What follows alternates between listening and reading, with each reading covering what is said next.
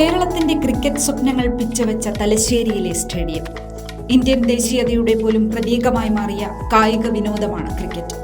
കേരളത്തിൽ ആദ്യമായി ക്രിക്കറ്റ് മത്സരം സംഘടിപ്പിച്ച സ്ഥലം തലശ്ശേരിയും.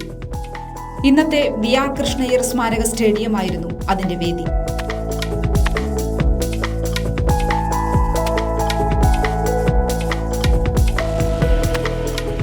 പതിനെട്ടാം നൂറ്റാണ്ടിന്റെ അവസാന സമയത്ത് സർ ആർതർ വെല്ലസ്ലിയാണ് തലശ്ശേരിയിലൂടെ കേരളത്തിന് ക്രിക്കറ്റ് പരിചയപ്പെടുത്തുന്നത്.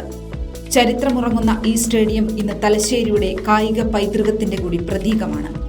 തലശ്ശേരിയിലെ വി.ആർ. കൃഷ്ണയ്യർ മുനിസിപ്പൽ സ്റ്റേഡിയത്തിന്റെ ഉടമസ്ഥാവകാശം മുനിസിപ്പാലിറ്റിക്ക് ലഭിക്കുന്നതോടെ തലശ്ശേരിയിലെ കായിക പ്രേമികളുടെ നിരവധി നാളുകളായുള്ള ആവശ്യം കൂടിയാണ് യാഥാർത്ഥ്യമായത്.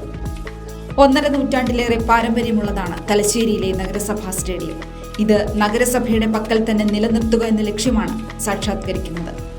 സ്റ്റേഡിയത്തിന്റെ തുടർ വികസന പ്രവർത്തനങ്ങൾക്ക് തീരുമാനം മുതൽക്കൂട്ടാകുമെന്നാണ് തലശ്ശേരി എം.എൽ.എയും കേരള നിയമസഭാ സ്പീക്കറുമായ എ.എൻ. ഷംസീർ പ്രകടിപ്പിക്കുന്ന പ്രതീക്ഷ. പാട്ടവ്യവസ്ഥയിലാണ് സ്റ്റേഡിയം മുനിസിപ്പാലിറ്റിക്ക് കൈമാറുന്നത്. സ്പീക്കർ എ.എൻ. ഷംസീറിന്റെ അധ്യക്ഷതയിൽ അദ്ദേഹത്തിന്റെ ചേംബറിൽ റവന്യൂ, കായിക വകുപ്പ് മന്ത്രിമാരുടെ സാന്നിധ്യത്തിൽ നടന്ന യോഗത്തിലാണ് തീരുമാനമെടുത്തത്. കായിക ആവശ്യങ്ങൾക്ക് മാത്രം ഉപയോഗിക്കണമെന്ന വ്യവസ്ഥയോടെയാണ് ഭൂമി പാട്ടത്തിന് മുനിസിപ്പാലിറ്റിക്ക് കൈമാറുന്നത്. റവന്യൂ, സ്പോർട്സ് വകുപ്പുകളുടെ പ്രതിനിധികളെ സ്റ്റേഡിയം മാനേജ്മെന്റ് കമ്മിറ്റിയിൽ ഉൾപ്പെടുത്തും. കായിക വകുപ്പിന്റെ പരിപാടികൾക്ക് സ്റ്റേഡിയം സൗജന്യ നിരക്കിൽ ലഭ്യമാക്കാമെന്നാണ് ധാരണ.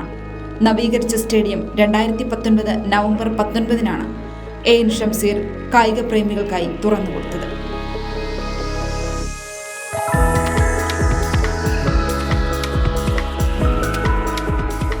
കിഫ്ബി പദ്ധതിയിൽ ഉൾപ്പെടുത്തിയാണ് സ്റ്റേഡിയം നവീകരണം പൂർത്തിയാക്കിയത്.